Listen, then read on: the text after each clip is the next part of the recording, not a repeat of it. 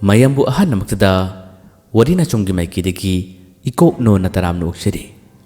ngasisu aikoina puraga lakchari aikoina thajarak warida mapok tuda aikoi ahum hairibu wari asigi taramathoi suba tangka ngasigi tangka asdana warisina kari kamdoriba habado mayam punamagna wari asi muktaminarsi tabirasi mapok tuda aikoi ahum hairibu wari asigi taramathoi suba tangka asumna nongma panba ahingi matam asida Kechubina magi tamani bu sangi oja nungaina tumuse haduna mana sumli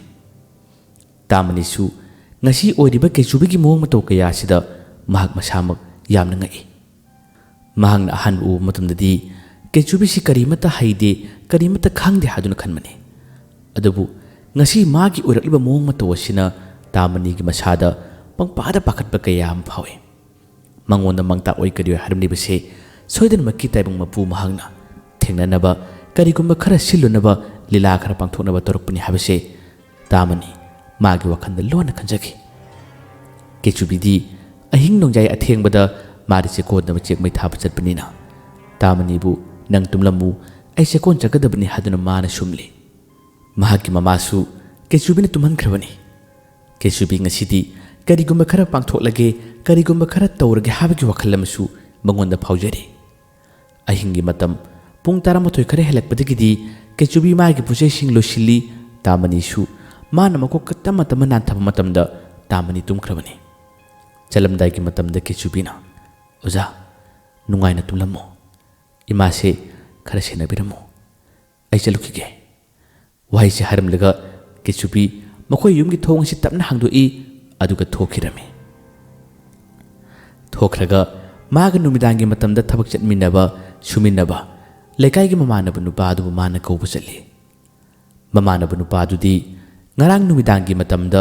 mongona thengnakiba akiba phanglaba thodoksing tamani ubu matamda tamani na chongma ngamba mana lamchigin ngamma kaya sigi mahisida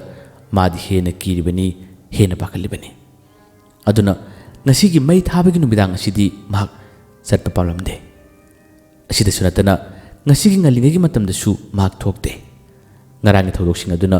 masada kariguma khara phaukiba ipai kangkibra khangde mahak yumna tumle kisubi makhoi gi yumda lai aduga sumang de lepduna itaw haduna kisubi na koi kawri mamana bado ahan badu budi tumlurbagi tadabani toina hanjin kisubi na korokka matamda mamana badu tare tabdagi kananu kawrisiba ngihak su ahan bataba khonjeni na kananu haba khangde kona kisubi khonjel ne habji khalakpadagidi mani yungli thongsi tapna hangdoi aduga lempo nate itaw nang laibra as ai ding rang dik yakchang si inung nungaite aduna ai ngasidi laru ki haduna tawbani nang unagadaba nanguna paw haigadaba su aise hakchang nungai mandadana karimata haidrabani nanguna chaluragera magi wadu tabada kisubi as kisum toreba lao ibani puna chamina seba aiga nanga pabani nang yaudabadi farak taneba mamana bado chatsi haibi yadre magi masada akiba khara laikiba pakhatkibaduna mana chatsi haibi yadabani kisubi su mamana baduna adumna kijai chatpanga more harakpachida mahakari haigani fare nang lehoru haramlaga kisubi adum lae channa lakna kisubi wakhan khale masada mahi yamna yorbanina jajat ki wakhal se mana khale nisile kaithen mayai da tamna riba mi bu sirbadi heka tamna bator bisikari gino mi sirbadi lekai du ka tamna gadabani adu dinate kullasima lai kaya mathoi mamangna su pauta krabani miyoi kaya ma awaba ta krabani masina kari gino aduga ibo khanubi nang ne khoi gi yumbu awaba khudong theba tana basilamani aibu chikon chasirani masi siksibu numidangi matam asida kana khangdingai aini yengubana pharadrani kechubi asumna wakalasi mon khali karma chasige chikona charpana phagudribra ꯆꯦꯛꯀꯣꯟꯅ ꯆꯠꯇ꯭ꯔꯒꯅ ꯀꯔꯤ ꯀꯝꯗꯧꯕ ꯑꯗꯨꯒ ꯀꯩꯊꯦꯜ ꯃꯌꯥꯏꯗ ꯇꯝꯅꯔꯤꯕꯗꯨꯅ ꯀꯔꯤ ꯏꯕꯣ ꯍꯅꯨꯕꯤꯁꯤꯅ ꯑꯃꯨꯛ ꯃꯥꯒꯤ ꯃꯔꯝꯗ ꯀꯔꯤ ꯈꯪꯁꯤꯕ ꯍꯥꯏꯗꯨꯅ ꯀꯦꯆꯨꯕꯤꯅ ꯃꯣꯟ ꯈꯜꯂꯤ ꯃꯁꯤꯗꯒꯤ ꯆꯦꯛꯀꯣꯟ ꯆꯠꯀꯗꯕꯁꯨ ꯉꯥꯏꯍꯥꯛꯇꯪ ꯋꯥꯠꯂꯤꯕꯅꯤꯅ ꯏꯕꯣ ꯍꯅꯨꯕꯤꯗꯨ ꯃꯥꯒꯤ ꯃꯔꯝꯗ ꯍꯥꯟꯅ ꯌꯦꯡꯉꯨꯔꯒꯦ ꯍꯥꯏꯗꯨꯅ ꯀꯦꯆꯨꯕꯤ ꯌꯥꯝꯅ ꯌꯥꯡꯅ ꯂꯥꯛꯏ ꯌꯧꯔꯛꯀꯗꯕ ꯈꯔꯗ ꯉꯥꯏꯔꯦ ꯌꯧꯔꯛꯇ꯭ꯔꯤꯉꯩ ꯌꯧꯒꯗꯕ ꯈꯔꯗ ꯉꯥꯏꯔꯕ ꯇꯟꯖꯥꯁꯤꯗ ꯀꯦꯆꯨꯕꯤꯅ ꯑꯃꯨꯛ ꯈꯜꯂꯤ ꯑꯩꯁꯤꯕꯨ ꯑꯇꯣꯞꯄ ꯇꯥꯏꯕꯪ ꯃꯤꯅꯒ ꯎꯕ ꯉꯝꯗꯕ ꯑꯩꯁꯤꯕꯨ ꯃꯥꯡꯕꯒ ꯌꯥꯔꯣꯏꯗ꯭ꯔꯥꯅꯦ ꯏꯁ ꯀꯔꯝꯅ ꯃꯥꯡꯕ ꯌꯥꯅꯤ ꯑꯩꯁꯤ ꯃꯥꯡꯕꯒ ꯌꯥꯔꯗꯤ ꯅꯨꯡꯉꯥꯏꯅꯤꯗ ꯑꯁꯨꯝꯅ ꯍꯟꯖꯤꯟ ꯍꯟꯖꯤꯟ ꯋꯥꯈꯜ ꯑꯁꯤ ꯈꯜꯂꯤ ꯑꯗꯨꯕꯨ ꯃꯥꯒꯤ ꯀꯣꯛ ꯂꯋꯥꯏ ꯇꯥꯡꯕꯁꯤꯗ ꯊꯦꯡꯕ ꯃꯇꯝꯗ ꯀꯔꯤꯒꯨꯝꯕ ꯈꯔ ꯑꯣꯟꯕ ꯌꯥꯏ ꯀꯔꯤꯒꯨꯝꯕ ꯈꯔ ꯇꯧꯕ ꯌꯥꯏ ꯍꯥꯏꯕꯁꯤ ꯃꯁꯥꯅ ꯈꯪꯖꯕ ꯈꯔ ꯂꯥꯛꯏ ꯃꯁꯤꯗꯒꯤ ꯌꯧꯔꯛꯀꯗꯕ ꯈꯖꯤꯛꯇ ꯉꯥꯏꯔꯕ ꯃꯇꯝ ꯑꯁꯤꯗ ꯀꯦꯆꯨꯕꯤꯅ ꯃꯃꯤꯠ ꯑꯗꯨ ꯀꯟꯅ ꯎꯏꯁꯤꯜꯂꯤ ꯑꯗꯨꯒ ꯃꯥꯒꯤ ꯃꯈꯨꯠꯇꯨ ꯃꯀꯣꯛꯇ ꯊꯝꯃꯤ ꯊꯝꯂꯒ ꯃꯕꯨꯛꯅꯤꯡꯗ ꯋꯥꯈꯟꯗ ꯈꯜꯂꯤ ꯑꯩꯍꯥꯛꯁꯦ ꯑꯇꯣꯞꯄꯁꯤꯡꯗ ꯎꯕ ꯉꯝꯍꯟꯕꯤꯒꯅꯨ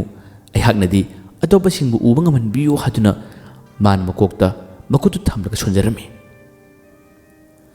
ꯑꯁꯨꯝꯅ ꯁꯣꯜꯂꯕ ꯇꯨꯡ ꯃꯥꯒꯤ ꯃꯀꯣꯛ ꯑꯁꯤꯗ ꯃꯩꯔꯤꯒꯨꯝꯕ ꯀꯔꯤꯒꯨꯝꯕ ꯈꯔ ꯉꯥꯜꯂꯛꯏ ꯑꯗꯨꯒ ꯃꯅꯥꯛ ꯅꯛꯄꯁꯤꯗꯁꯨ ꯇꯟꯗꯟꯒꯤ ꯃꯑꯣꯡ ꯃꯥꯟꯗꯅ ꯀꯔꯤꯒꯨꯝꯕ ꯈꯔ ꯀꯣꯏꯄꯥꯏ ꯄꯥꯏꯈꯤ ꯀꯦꯆꯨꯕꯤ ꯉꯥꯏꯍꯥꯛꯇꯪꯒꯤ ꯃꯇꯨꯡꯗꯗꯤ ꯑꯩꯅ ꯈꯜꯂꯤꯕꯗꯨꯕꯨ ꯑꯣꯏꯔꯕ ꯆꯠꯂꯅꯤ ꯄꯥꯡꯊꯣꯛꯂꯕ꯭ꯔ ꯁꯤꯕꯣ ꯀꯃꯥꯏꯅ ꯈꯪꯒꯅꯤ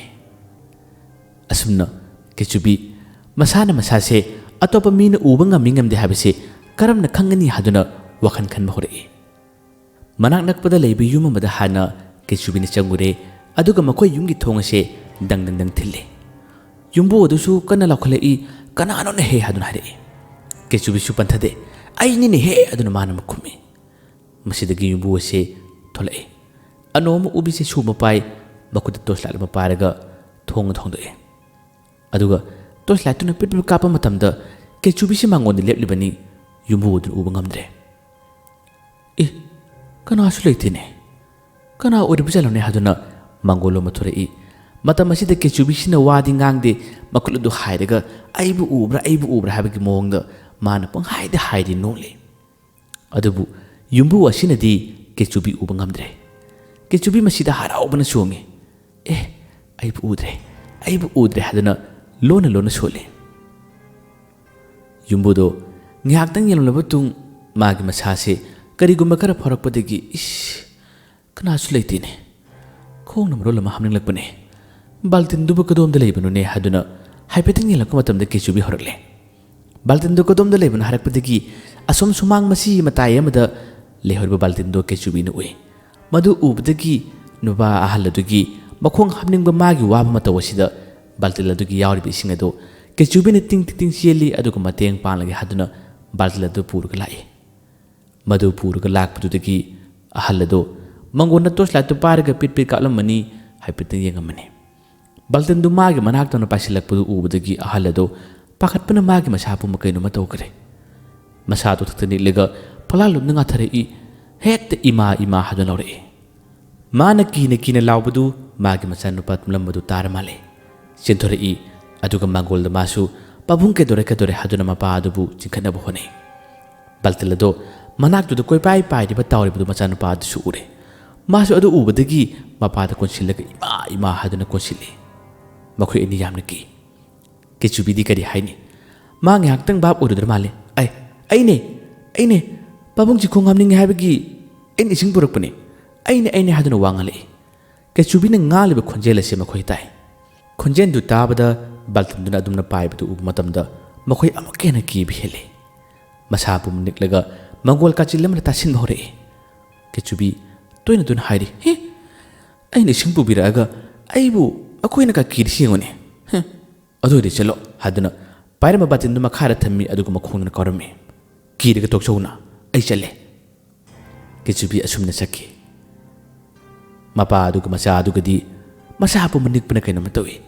ꯀꯦꯆꯨꯕꯤ ꯈꯣꯟꯖꯦꯜ ꯇꯥꯏ ꯑꯗꯨꯒ ꯀꯦꯆꯨꯕꯤꯒꯤ ꯃꯁꯛꯇꯤ ꯎꯗꯕꯅꯤꯅ ꯕꯥꯜꯇꯤꯟ ꯄꯥꯏꯔꯝꯕ ꯑꯗꯨꯒ ꯍꯧꯖꯤꯛꯅ ꯃꯪꯒꯣꯜ ꯑꯁꯤꯗ ꯏꯁꯤꯡ ꯍꯩꯗꯣꯛꯂꯝꯕ ꯀꯌꯥ ꯑꯁꯤꯗ ꯃꯈꯣꯏ ꯍꯦꯟꯅ ꯀꯤꯈꯤ ꯀꯦꯆꯨꯕꯤꯗꯤ ꯑꯁꯣꯝꯗ ꯍꯔꯥꯎꯅ ꯆꯠꯂꯕꯅꯤ ꯂꯥ ꯍꯥꯏꯗꯨꯅ ꯇꯥꯟꯕꯨ ꯊꯥꯗꯨꯅ ꯏꯁꯩꯕꯨ ꯉꯪꯗꯨꯅ ꯉꯁꯤꯗꯤ ꯏꯕꯣꯛ ꯍꯅꯨꯕꯤ ꯅꯪ ꯑꯩꯅ ꯀꯩꯗꯧꯒꯦ ꯌꯦꯡꯉꯣ Ibok Hanubi neighbor tare haduna madi kan siengkre. Mapa masa ani su ngakting matung dadi kirip su kina makoi imung na changsingki aduga tholo singki. Ngasik sibu karino. Ngasik sibu karino haduna makoi mapa masa ani wangangne. Asom dasu Ibok Hanubi du kari kandori. Mana thajingkiba mana tawkiba thabak khara maithirak pasida mak matha yamna shaki.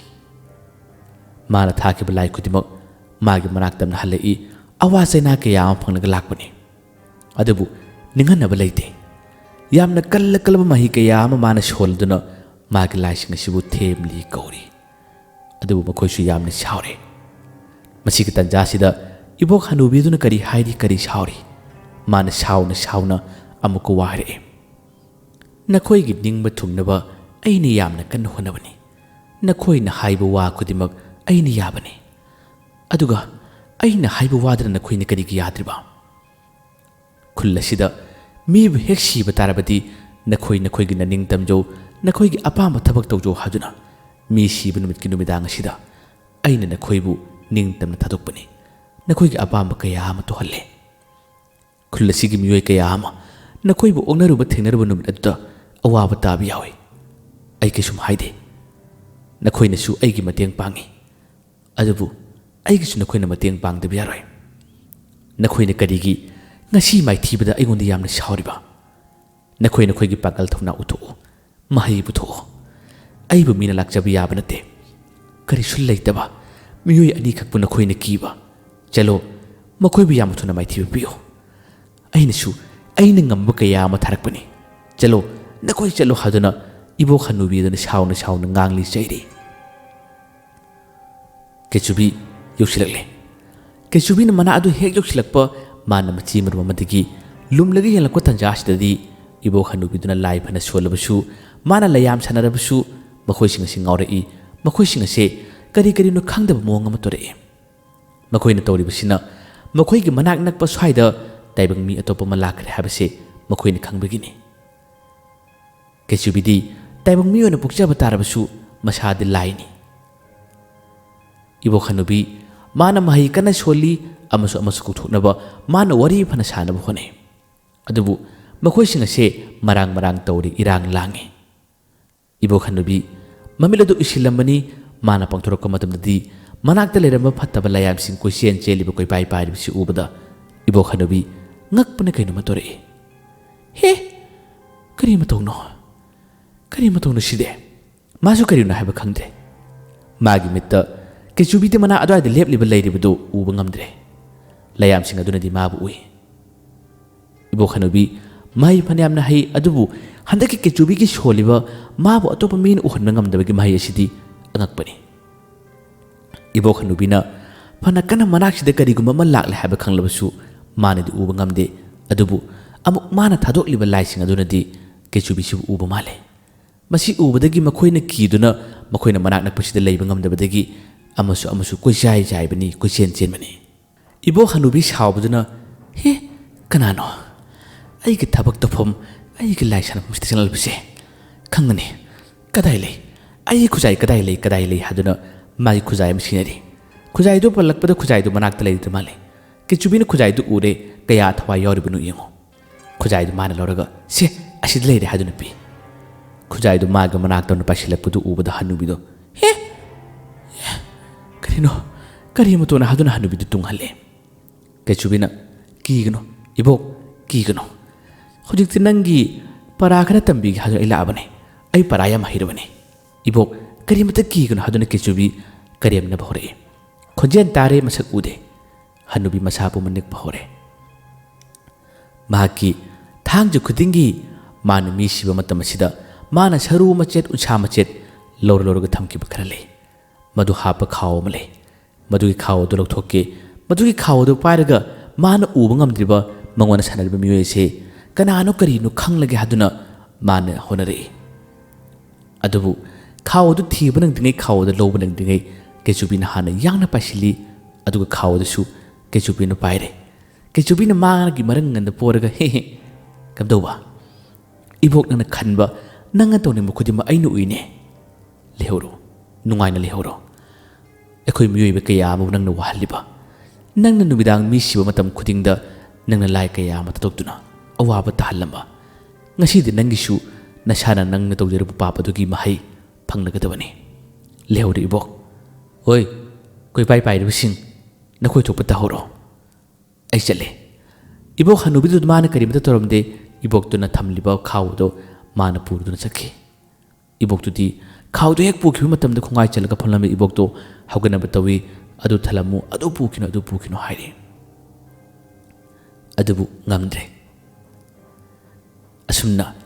ꯀꯩꯆꯨꯕꯤꯅ ꯆꯠꯂꯝꯗꯥꯏꯒꯤ ꯃꯇꯝꯗ ꯏꯕꯣꯛꯇꯨꯒꯤ ꯁꯥꯟꯅꯐꯝ ꯃꯥꯒꯤ ꯂꯩꯔꯤꯕ ꯄꯣꯠꯆꯩ ꯊꯝꯐꯝ ꯈꯨꯗꯤꯡꯃꯛ ꯄꯨꯟꯅ ꯀꯧꯈꯥꯏꯔꯝꯃꯤ ꯊꯨꯒꯥꯏꯔꯝꯃꯤ ꯑꯗꯨꯒ ꯀꯩꯆꯨꯕꯤꯗꯤ ꯈꯥꯎ ꯑꯗꯨ ꯄꯨꯔꯒ ꯆꯠꯈꯤ ꯈꯥꯎ ꯑꯗꯨ ꯍꯦꯛ ꯄꯨꯔꯒ ꯆꯠꯈꯤꯕ ꯑꯇꯩ ꯃꯐꯝꯁꯤꯡ ꯄꯨꯟꯅ ꯊꯨꯒꯥꯏꯔꯝꯕ ꯀꯌꯥ ꯑꯃ ꯇꯧꯕꯗꯒꯤ ꯏꯕꯣꯛꯇꯨꯅ ꯀꯧꯔꯝꯕ ꯁꯥꯊꯤꯔꯕ ꯂꯌꯥꯝꯁꯤꯡ ꯏꯕꯣꯛꯇꯨ ꯌꯣꯝꯁꯤꯜꯂꯛꯏ ꯑꯗꯨꯒ ꯏꯕꯣꯛꯇꯨꯕꯨ ꯃꯈꯣꯏꯅ ꯑꯔꯣꯏꯕ ꯃꯇꯝ ꯍꯥꯏꯕꯗꯣ ꯑꯣꯏꯍꯟꯅꯕ ꯍꯣꯠꯅꯈꯤ ꯑꯁꯣꯝꯗꯁꯨ ꯀꯩꯆꯨꯕꯤ ꯈꯥꯎ ꯑꯗꯨ ꯄꯨꯔꯒ ꯂꯥꯛꯏ ꯑꯗꯨꯒ ꯃꯥꯅ ꯈꯥꯎ ꯑꯗꯨ ꯍꯥꯏꯐꯦꯠꯇꯪ ꯍꯥꯡꯗꯣꯛꯂꯒ ꯌꯦꯡꯉꯤ ꯃꯁꯤꯗ ꯌꯥꯎꯔꯝꯂꯤꯕꯁꯦ ꯁꯔꯨ ꯃꯆꯦꯠ ꯈꯣꯡ ꯃꯆꯦꯠ ꯈꯣꯡꯕꯤ ꯈꯨꯅꯥꯎꯕꯤ ꯃꯈꯜ ꯁꯨꯔꯦ ꯈꯥꯎ ꯑꯁꯤꯒꯤ ꯃꯅꯨꯡꯗ ꯃꯈꯜ ꯁꯨꯅ ꯌꯥꯎꯔꯤꯕꯁꯦ ꯃꯁꯤ ꯎꯕꯗ ꯀꯩꯆꯨꯕꯤ ꯏꯁ ꯌꯦꯡꯉꯨꯅꯦ ꯃꯥꯅ ꯇꯧꯔꯝꯂꯤꯕꯁꯤ ꯌꯦꯡꯉꯨꯅꯦ ꯀꯔꯝꯕ ꯃꯇꯝꯗ ꯃꯤ ꯁꯤꯕꯒꯤ ꯄꯣꯠꯂꯣꯏꯕꯗ ꯃꯥꯅ ꯂꯧꯊꯣꯛꯂꯤꯕꯅꯣ ꯀꯩꯗꯧꯔꯤꯕꯅꯣ ꯍꯥꯏꯕ ꯆꯞ ꯆꯥꯅ ꯒ꯭ꯌꯥꯟ ꯇꯥꯕ ꯅꯠꯇꯦ ꯌꯥꯝꯅ ꯍꯩꯕꯤ ꯁꯥꯊꯤꯕꯤ ꯍꯅꯨꯕꯤꯅꯤ ꯑꯁꯨꯝꯅ ꯀꯩꯆꯨꯕꯤꯅ ꯈꯨꯗꯤꯡꯃꯛꯁꯤꯡ ꯑꯁꯤ ꯎꯕꯗ ꯃꯥꯅ ꯍꯩꯅꯗꯕ ꯀꯌꯥ ꯑꯃ ꯐꯥꯎꯕꯗꯒꯤ ꯃꯥꯅ ꯇꯨꯔꯦꯟ ꯈꯣꯡꯕꯥꯟ ꯇꯝꯅ ꯂꯥꯛꯏ ꯑꯗꯨꯒ ꯃꯈꯣꯏꯁꯤꯡ ꯑꯁꯤ ꯄꯨꯟꯅ ꯇꯨꯔꯦꯟꯗ ꯊꯥꯗꯈꯤ ꯂꯪꯊꯣꯛꯈꯤꯔꯝꯃꯤ ꯂꯪꯊꯣꯛꯄ ꯂꯣꯏꯔꯕ ꯃꯇꯨꯡ ꯀꯩꯆꯨꯕꯤ ꯆꯦꯛꯀꯣꯟ ꯆꯠꯀꯦ ꯈꯜꯂꯝꯕꯅꯤ ꯑꯗꯨꯕꯨ ꯃꯁꯥꯁꯤ ꯌꯥꯝꯅ ꯋꯥꯔꯛꯄ ꯆꯣꯛꯊꯔꯛꯄꯗꯒꯤ ꯃꯌꯨꯝꯗ ꯑꯣꯏꯅ ꯍꯜꯂꯒꯦ ꯆꯦꯛꯀꯣꯟꯒꯤꯗꯣ ꯃꯈꯣꯏ ꯊꯕꯛ ꯁꯨꯔꯤꯕꯁꯤꯡ ꯑꯗꯨꯅ ꯑꯩꯈꯣꯏ ꯂꯥꯛꯇ꯭ꯔꯕꯗꯤ ꯃꯈꯣꯏꯅ ꯃꯈꯥ ꯇꯥꯅ ꯃꯇꯦꯡ ꯄꯥꯡꯂꯁꯅꯨ ꯍꯥꯏꯗꯨꯅ ꯃꯍꯥꯛ ꯆꯠꯈꯤꯗꯦ ꯃꯌꯨꯝꯗ ꯂꯥꯛꯑꯗꯨꯅ ꯃꯥꯒꯤ ꯃꯤꯅ ꯎꯕ ꯉꯝꯗꯕꯒꯤ ꯃꯍꯩ ꯑꯗꯣ ꯃꯗꯨ ꯂꯧꯊꯣꯛꯇꯕꯤꯗ ꯇꯨꯃꯤꯟꯅ ꯆꯪꯂꯛꯏ ꯑꯗꯨꯒ ꯇꯥꯃꯅꯤꯒꯤ ꯐꯃꯨꯡꯗꯨꯗ ꯃꯥꯁꯨ ꯄꯨꯟꯅ ꯇꯨꯝꯁꯤꯜꯂꯔꯦ ꯇꯥꯃꯅꯤꯁꯨ ꯑꯗꯨꯝ ꯇꯨꯝꯂꯤ ꯑꯗꯨꯕꯨ ꯇꯥꯃꯅꯤꯅ ꯃꯤꯀꯞ ꯈꯔ ꯊꯣꯔꯛꯄ ꯇꯟꯖꯥ ꯑꯁꯤ ꯅꯣꯡꯉꯥꯜꯂꯝꯗꯥꯏꯒꯤ ꯄꯨꯡꯖꯥ ꯈꯔꯗꯅꯤ ꯀꯩꯆꯨꯕꯤꯗꯤ ꯌꯥꯍꯤꯞ ꯌꯥꯝꯅ ꯊꯤ ꯑꯗꯨꯝ ꯇꯨꯝꯂꯝꯕꯗꯒꯤ ꯃꯈꯣꯡ ꯑꯗꯨ ꯑꯃꯨꯛ ꯆꯦꯞꯀꯅꯤ ꯑꯃꯨꯛ ꯂꯣꯟꯈꯠꯂꯛꯀꯅꯤ ꯇꯥꯃꯅꯤꯒꯤ ꯃꯊꯛꯇ ꯑꯃꯨꯛ ꯀꯥꯈꯠꯂꯛꯀꯅꯤ ꯑꯗꯨꯝ ꯇꯧꯔꯒ ꯀꯣꯜꯂ ꯇꯨꯝꯃꯤ ꯇꯥꯃꯅꯤꯁꯨ ꯀꯩꯆꯨꯕꯤ ꯇꯨꯝꯂꯤꯕꯅꯤ ꯀꯩꯆꯨꯕꯤ ꯂꯥꯛꯈ꯭ꯔ ꯃꯥꯜꯂꯦ ꯃꯉꯣꯟꯗ ꯉꯥꯊꯔꯒ ꯇꯨꯝꯂꯤꯕꯅꯤ ꯍꯥꯏꯗꯨꯅ ꯈꯜꯂꯤ ꯇꯥꯃꯅꯤꯅ ꯃꯤꯠ ꯄꯥꯡꯊꯣꯔꯛꯄ ꯃꯇꯝꯗꯗꯤ ꯃꯥꯒꯤ ꯃꯁꯥꯗ ꯀꯣꯠꯁꯤꯜꯂꯛꯄ ꯊꯤꯡꯖꯤꯜꯂꯛꯄꯒꯤ ꯃꯁꯥꯗ ꯏꯊꯤꯟꯗꯤ ꯐꯥꯎꯔꯒ ꯃꯁꯛꯇꯨ ꯎꯕ ꯉꯝꯗꯕꯗꯗꯤ ꯇꯥꯃꯅꯤ ꯈꯪꯕꯗꯨꯅ ꯃꯥꯅ ꯀꯩꯆꯨꯕꯤꯁꯦ ꯏꯟꯊꯣꯛꯄꯅꯤ ꯃꯥꯅ ꯁꯥꯐꯨ ꯀꯟꯅ ꯈꯪꯏꯟ ꯏꯟꯕꯗꯨꯗ ꯀꯩꯆꯨꯕꯤꯁꯦ ꯈꯔꯅꯒ ꯃꯁꯥ ꯑꯗꯨ ꯄꯤꯛꯄꯅꯤꯅ ꯇꯥꯃꯅꯤꯒꯤ ꯀꯜꯂꯕ ꯁꯥꯐꯨꯗꯨꯅ ꯏꯟꯕꯗ ꯐꯛꯂꯥꯡꯂꯣꯝꯗ ꯒꯣꯗ꯭ꯔꯣꯡ ꯍꯥꯏꯅ ꯇꯥꯁꯤꯜꯂꯤ ꯃꯈꯣꯟ ꯑꯗꯨ ꯌꯥꯝꯅ ꯀꯜꯂꯤ ꯀꯩꯆꯨꯕꯤ ꯑꯌꯣ ꯂꯥꯎꯏ ꯑꯗꯨꯒ ꯇꯥꯃꯅꯤꯁꯨ ꯐꯃꯨꯡꯗꯒꯤ ꯀꯨꯝꯊꯔꯒ ꯅꯥꯀꯟ ꯃꯁꯤ ꯑꯃꯗ ꯏꯃꯥ ꯏꯃꯥ ꯍꯥꯏꯗꯨꯅ ꯃꯁꯥꯗꯨ ꯅꯤꯛꯂꯤ ꯀꯔꯤꯅꯣ ꯍꯥꯏꯕ ꯈꯪꯕ ꯅꯠꯇꯦ ꯉꯁꯥꯏꯋꯥꯏꯕꯨꯗꯤ ꯀꯩꯆꯨꯕꯤ ꯍꯜꯂꯛꯂꯕ꯭ꯔꯥ ꯈꯜꯂꯝꯕꯅꯤ ꯁꯛꯁꯨ ꯎꯗꯕ ꯃꯈꯣꯟꯗꯤ ꯊꯣꯛꯄ ꯃꯉꯣꯟꯗ ꯉꯥꯊꯔꯛꯄ ꯊꯦꯡꯂꯛꯄꯒꯤ ꯁꯟꯅꯤꯟ ꯁꯧꯝ ꯄꯨꯟꯅ ꯐꯪꯕꯁꯤꯗ ꯇꯥꯃꯅꯤ ꯍꯦꯟꯅ ꯀꯤꯕꯅꯤ ꯀꯩꯆꯨꯕꯤꯅ ꯑꯣꯖꯥ ꯑꯩꯅꯤ ꯍꯥꯏꯗꯨꯅ ꯋꯥ ꯉꯥꯡꯂꯤ ꯑꯗꯨꯕꯨ ꯇꯥꯃꯅꯤꯗꯤ ꯎꯗꯕꯅꯤꯅ ꯃꯅꯥꯛꯇ ꯂꯩꯔꯝꯕ ꯇꯥꯔꯝꯕ ꯄꯣꯠꯁꯛ ꯑꯃꯈꯛ ꯄꯥꯏꯔꯒ ꯆꯠꯂꯛꯀꯅꯨ ꯅꯪ ꯀꯅꯥꯅꯣ ꯍꯥꯏꯗꯨꯅ ꯇꯥꯃꯅꯤꯅ ꯀꯤꯅ ꯍꯥꯏꯔꯤ ꯀꯩꯆꯨꯕꯤꯁꯨ ꯋꯥꯈꯜ ꯂꯥꯛꯑ ꯃꯥꯜꯂꯦ ꯏꯍꯦ ꯑꯁ ꯑꯩ ꯎꯗ꯭ꯔ ꯃꯥꯜꯂꯤꯅꯦ ꯃꯀꯣꯛꯇ ꯃꯥꯒꯤ ꯃꯈꯨꯠꯇꯨꯅ ꯅꯝꯂꯒ ꯑꯣꯖꯥ ꯍꯥꯏꯗꯨꯅ ꯃꯥꯒꯤ ꯃꯁꯥꯁꯦ ꯐꯥꯎꯗꯣꯔꯛꯏ ꯃꯁꯤ ꯎꯔꯕ ꯀꯥꯟꯗꯇ ꯇꯥꯃꯅꯤ ꯃꯥꯒꯤ ꯄꯥꯈꯠꯂꯝꯕ ꯀꯤꯔꯝꯕꯗꯨ ꯐꯩ ꯇꯥꯃꯅꯤ ꯈꯣꯟ ꯊꯤꯔꯛꯏ ꯆꯤꯜꯂꯁꯦ ꯄꯪꯊꯤꯅ ꯊꯤꯔꯒ ꯀꯩꯅꯣ ꯇꯧꯔꯤꯗꯨꯕꯣ ꯑꯗꯨꯝꯅ ꯇꯧꯕ ꯍꯧꯅꯕ꯭ꯔꯥ ꯍꯥꯏ ꯀꯩꯆꯨꯕꯤꯅ ꯑꯣꯖꯥ ꯑꯩ ꯃꯥꯡꯕ ꯍꯩꯔꯦ ꯃꯥꯡꯕ ꯉꯝꯕ꯭ꯔꯥ ꯉꯝꯗꯕ꯭ꯔꯥ ꯍꯥꯏꯗꯨꯅ ꯆꯥꯡ ꯌꯦꯡꯕꯅꯤ ꯍꯌꯦꯡ ꯅꯣꯡꯉꯥꯜꯂꯒꯗꯤ ꯄꯥꯎ ꯅꯨꯡꯉꯥꯏꯕ ꯇꯥꯔꯅꯤ ꯑꯣꯖꯥ ꯏꯁ ꯁꯥꯐꯨꯗꯤ ꯀꯜꯂꯤꯍꯦ ꯌꯦꯡꯉꯨꯗꯨ ꯀꯣꯛꯁꯤ ꯈꯔꯅꯒ ꯇꯥꯡꯕꯅꯤ ꯑꯃꯨꯛ ꯄꯩꯔꯝꯃꯅꯤ ꯇꯨ ꯑꯁꯣꯝꯗ ꯄꯣꯝꯃꯤꯁꯤ ꯌꯦꯡꯉꯨꯅꯤ ꯍꯥꯏꯗꯨꯅ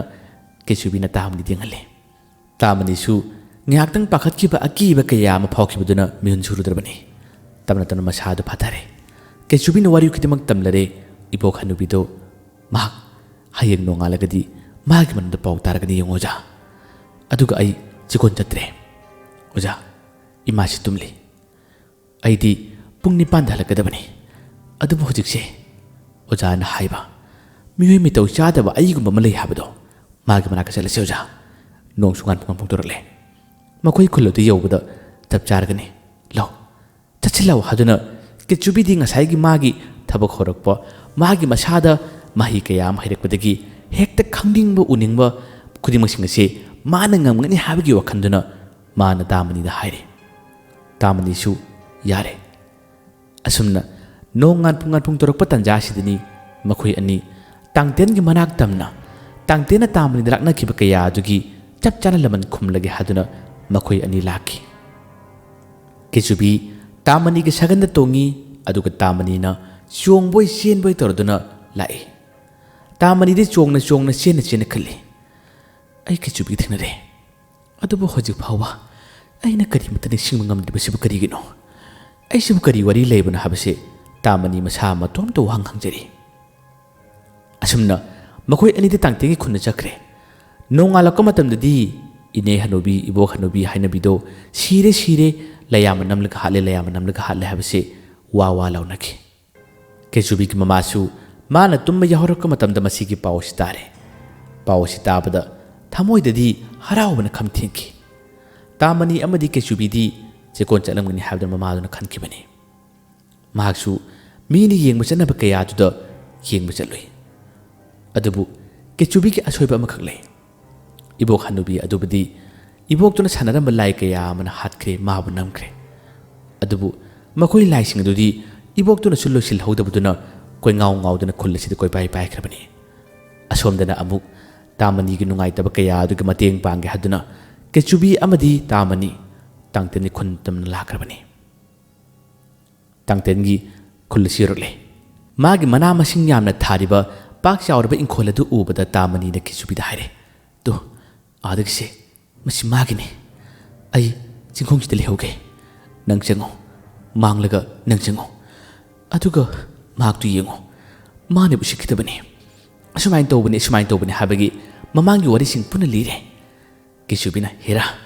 ai ngonda ge hena myomi to chadaba amana su usittaba oja ai to giyengo aduna masasi mangle atopana ubangam dabagi changda aduga tangten inkolasi tamna mahak lai alu pambi yamna thariba inkhol adugi juri tamna kechubi chalai aduga alu phaidom amagi makhong de lepladuna mana khonjel adu kanna law bhore oi aphau kana lei nangi alu makai punna phoirage haduna kanna lawe madu tabada tangten manungda magi sangi seba toramani khonjen tamak taba masakti udaba alu phaidom lomdagi ngalakpani habsi tabada tangten su khonjel adu ikan kanna makai mak lawbu dungai hoi kanano ai nang halibi inkhol sibu usittaduna aigi alu phoirage harba nang kanano haduna tangten kana law khale kechubi su usitpanate ai haide aine law tharuk law lamba pana silawne nangdi khubi dana noige khunau bidana neige he piktru pikpa myoi mitau chadaba shakthi ba haduna kechubi su masakti ubanati udagasu ngasai tamani na mangon wari kaya matam khibaduna magi bana sagatpa wa kaya ma hariduna hekta mana tangten musai tangten asawban mai hore tangten su leina munang khangni haduna magi sebator masallama khak mana thaduri aduga salladugi to haw magi masagi matu sindi yaladuna mana masigi inkhol siga manaktamna chichilo habadagi salladu su hekta magi manaktam chichile inkholudu yorabada salladu chap lebi tangtena magi mathakta tonaduna ko yengi nang kadai lebano haduna tangtena lauri masida kechubin usipanate sungu uroi nang na ibu sungam ngamoi mi shu yaudaba namit ne kupsik kup nang na ibu karam na ugani ubu sungam ngamloi yengo nang na ibu udrabasu nangi alu singse ine kadorapuni yengo haduna alu pambi mari manga pukla pulga lang thorai mate asai da leire hab khangi tangten ngakna kaino matowi aduga mana toliba sanbi asisu adumna alu pambi sing pai thorapa kai doba tobsida makhoi gi mitta lai habsi ubra kariguma san chom khara phangbra khangde chaladudi manakta lemde ki chenthokna bhone tangtena tu hawdu kan yalaga he khangjong chongno tu gi tawine haduna hekta kan yalaga masungani yengi kechubino usitte yengo namit adulaw tholaga pektu pekhraba nangna mun yengo lempu manba kangdrum manba athiba apaiba koktang ba lawai tangba mangonda mina ngalaki bising ado mana su khudong chaba lorduna tangten sida mana noknari tangten mana ngali tangten ubangamde athiba apik parak bisita tangten sawi adubu kadai da lebino kadom de thorakuna haibadi khangde alu pambi singdi wang mathak una pai khale tangten chawban mai hawi ꯇꯥꯡꯇꯦꯟꯁꯨ ꯂꯥꯎꯏ ꯅꯊꯧ ꯅꯥꯟꯅ ꯔꯪꯖꯦꯜ ꯂꯩꯔꯕꯗꯤ ꯅꯁꯛꯇꯨ ꯎꯍꯜꯂꯛꯎ ꯂꯝꯕꯥ ꯄꯥꯅꯁꯦ ꯑꯩꯉꯣꯟꯗ ꯅꯪꯅ ꯎꯁꯤꯠꯇꯅ ꯉꯥꯡꯂꯤꯕꯗꯣ ꯊꯣꯔꯛꯎ ꯀꯅꯥꯅꯣ ꯁꯛ ꯎꯍꯟꯗꯕꯒꯤ ꯊꯕꯛꯀꯤ ꯇꯧꯒꯅꯨ ꯁꯛ ꯎꯍꯜꯂꯛꯎ ꯍꯥꯏꯗꯨꯅ ꯃꯈꯣꯏ ꯑꯅꯤ ꯆꯤꯟꯒꯤ ꯂꯥꯜ ꯍꯥꯟꯅ ꯇꯧꯕ ꯍꯧꯔꯛꯏ ꯍꯌꯦꯡ ꯋꯥꯔꯤ ꯑꯁꯤꯒꯤ ꯃꯈꯥ ꯄꯨꯖꯔꯛꯀꯦ ꯃꯌꯥꯝꯕꯨ ꯑꯔꯣꯏꯕꯗ ꯗꯥꯟ ꯈꯨꯃꯟꯅ ꯑꯃꯨꯛ ꯍꯟꯅ ꯈꯨꯔꯨꯝꯖꯔꯤ ꯋꯥꯔꯤ ꯑꯁꯦ ꯀꯔꯤ ꯐꯥꯎꯕꯤꯒꯦ ꯍꯥꯏꯕꯗꯨꯁꯨ ꯃꯌꯥꯝꯅ ꯂꯣꯏꯁꯤꯜꯂꯛꯄ ꯃꯇꯝꯗꯁꯨ ꯀꯃꯦꯟꯗ ꯍꯥꯏꯕꯤꯔꯝꯃꯨ ꯃꯌꯥꯝꯕꯨ ꯇꯔꯥꯝꯅ ꯑꯣꯛꯆꯔꯤ